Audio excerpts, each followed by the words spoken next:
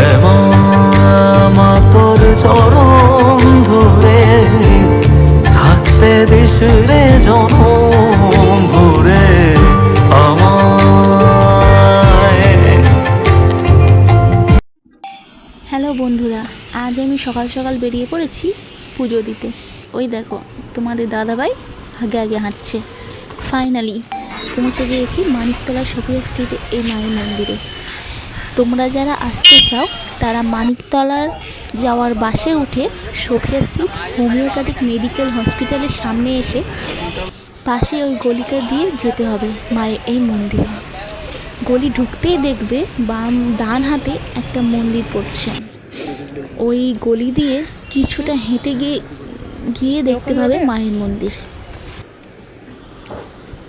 আমরা মাগো তোরে পাগল ছেলে রইবে রে রোজ তোরা চুলের ছায়া।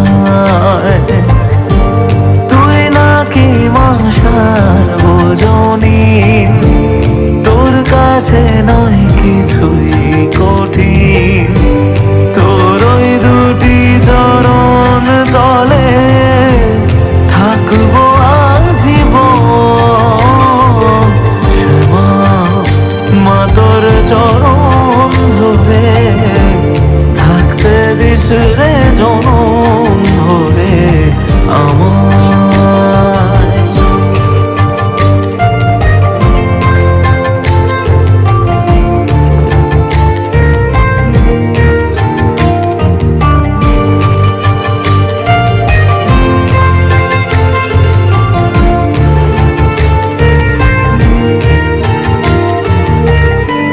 শক্তি রূপে জয় মা কালী।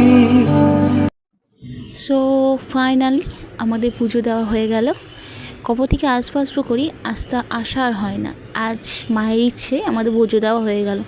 এই সেই গলি, এই দিক দিয়ে মায়ের মন্দিরে যাওয়া হয়। ওই দেখো তোমাদের দাদাভাই বসে বসে জুতো পরছে, আর আমি এদিকে ভিডিও বানানো শুরু করে দিয়েছি। কি সুন্দর জায়গাটা। সো আমরা বেরিয়ে পড়েছি বাড়ি যাওয়ার জন্য। বাইরের রাস্তায় এসে দাঁড়িয়ে বাসের জন্য অপেক্ষা করছি। এইদিকে তোমার দাদা ভাই ভিডিও করে দিচ্ছে আমার।